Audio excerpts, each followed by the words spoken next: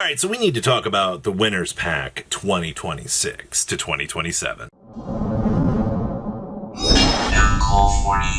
Make sure you guys smash the crap out of that subscribe button so you guys don't miss out on more Oscar. I know I forgot to take off the Akatsuki cloak from filming today's segment for the giveaways. But I want to talk about Winners Pack 2026. We're still missing very, very few little bits and pieces to kind of plug into this. From what we know about this pack, this is going to be the pack that you're going to get if you win your OTS. You know, if you win a first place at a local tournament, you know, you're going to get that absolute prestige to being known as the best dueler in your room. And then, of course, you're going to notice here, I guess we'll talk about the cards individually. So, Ghost Ogre. So, what you're going to get in these cards is, like the Speed Duel cards, you're going to get a nice little OTS stamped holographic printing in the middle of the text box. That is it. These cards are ultra rare.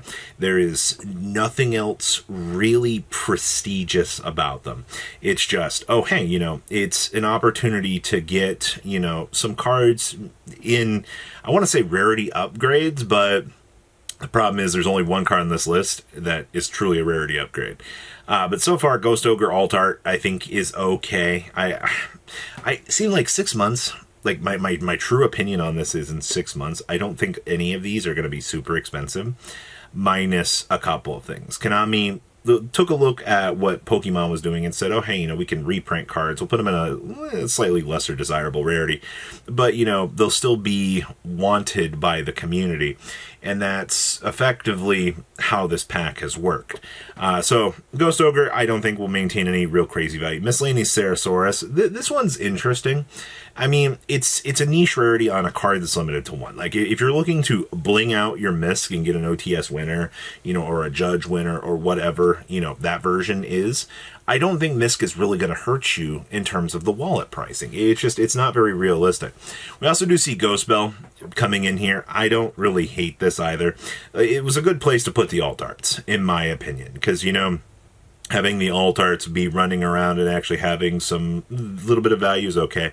Phantasme, I actually just saw one of these. The stamp is nothing too impressive, which is kind of sad. The Bestial Lubellion being in here, we just got the branded in the Fallen deck, and we've got this card reprinted into the ground already. Truthfully, I don't know why they did this again, but the thing is, Lubellion already doesn't have existing value, so to see that this is getting printed here is a little bit annoying. Kashtira Fenrir, no matter how you want to spin it, Fenrir reprints are always kind of welcoming. I'm definitely kind of happy to actually see, you know, some value actually coming back, or they're attempting to make Fenrir have, you know, more than 50 cents of value. Nightmare Apprentice, this card already has higher luxury rarities. I think having the OTS chase rarity on this is okay. Same thing with Engraver, right? Like, I'm not going to feel bad about pulling an Engraver, but the problem is, like, the lowest rarity Engravers are already so cheap in value that it's nuts. All three Malcharmies, so Perulia, Fua, and Meows are all in here. This is... Perulias are already exceedingly cheap, and, you know, getting an Ultra stamp of the OTS logo, I guess, is a cool way to kind of show off, oh, hey, you know, I'm the best duelist in my tournament series. Medius the Pure. So the problem with Medius is, like, we just got the Ulti printing. Now you've gotten the Judge stamp, the OTS stamp. You know, you've dumped all of these additional stamped versions into the card pool here. Medius is already kind of feeling worthless. Now we got Bianca Vasio here. Now this one is okay by me. Bianca was the one true rarity upgrade out of, like, the bunch of these, which I'm okay with. And I know the Clown Crew players are hunting down Bianca Vasios because they want the rarity upgrades for these. Definitely cool to see that they can take cards, slot them in here, and give them rarity upgrades. Speaking of reprints, Harmonia is in here. Now you're probably going to be like, really? They reprinted Harmonia? Yeah, they reprinted a couple of very expensive cards in here if you want to consider them reprints. They're OTS alternatives that you can get in higher rarity. I have a hard time processing that, but Harmonia will probably be cheap. Astrazamia Urania, I don't know why you're in here. This card is already butt. Secretarion Dragon is okay. Hyper Invoked Aeon is a cool one. We just got that card printed and they just dumped it in here as a Ultra with the OTS stamp logo on it, which I think is okay. I don't really hate that. Gorgon of Zifferthonia is a cool one to see. The Harpy's Feather Duster is okay. Terraforming looks kind of cool. I do kind of appreciate that. Super Poly having the stamped logo on it, I also think is fine.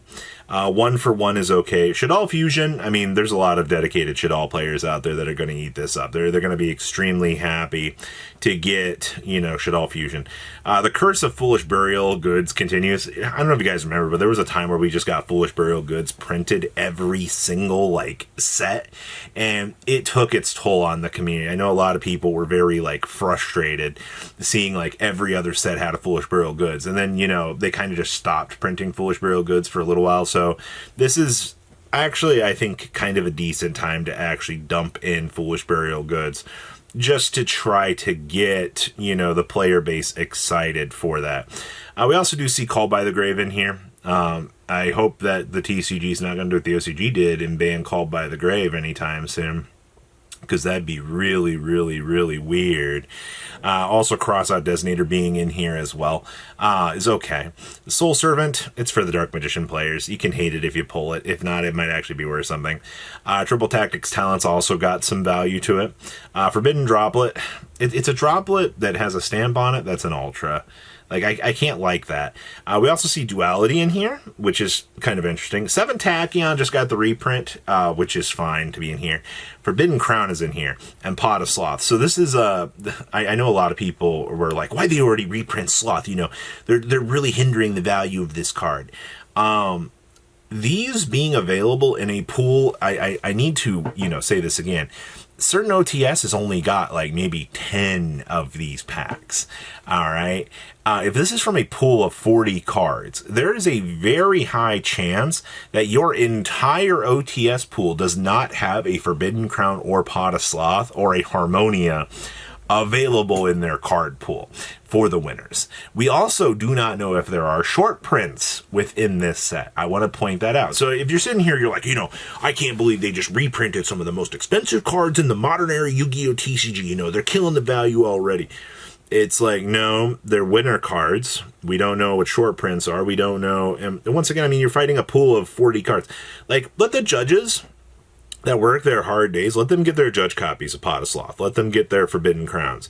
I think that's really cool that we are giving to the community that gives to us to play the game. So I do think Pot of Sloth and Forbidden Crown Harmonia will have a premium price tag because they are notable reprints. There are 2 cards that are missing in here. You are going to see, I believe they're either spells or they're probably traps, honestly. And they look like they come before Imperm. So Imperm is in here. This is okay. Once again, it's an Ultra with a stamp on it. Welcome Labyrinth is an interesting choice. Destructive Daruma Cannon is an interesting one as well. And then Solemn Accusation kind of wraps up the little perfection of this. So 4 very desirable cards. Harmonia, Forbidden Crown, Pot of Sloth, and Solemn Accusation. A lot of mid-tier cards within this set. I'm not going to sit here and tell you, that this is really, really awful. No, I think this set, considering it's going to go for a full year, all right, I think that this is a good thing for the game. I like that probably next year they will do something very similar to this. I am very curious to know what their pool is going to be next year, though. I have a feeling we will see certain cards get put back into this set a couple of other times. I also think that this would be a good place for them to do some, alt arts, too.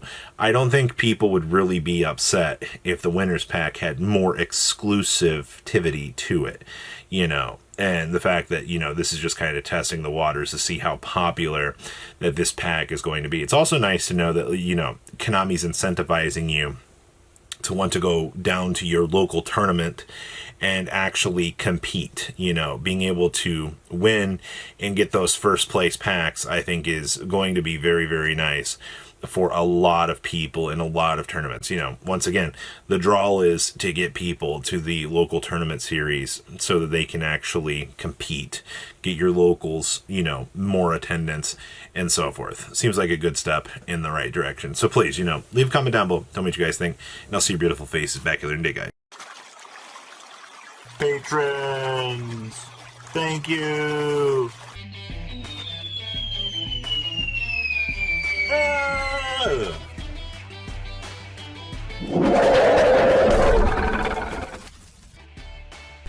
Thank you so much for watching. Check out these other videos.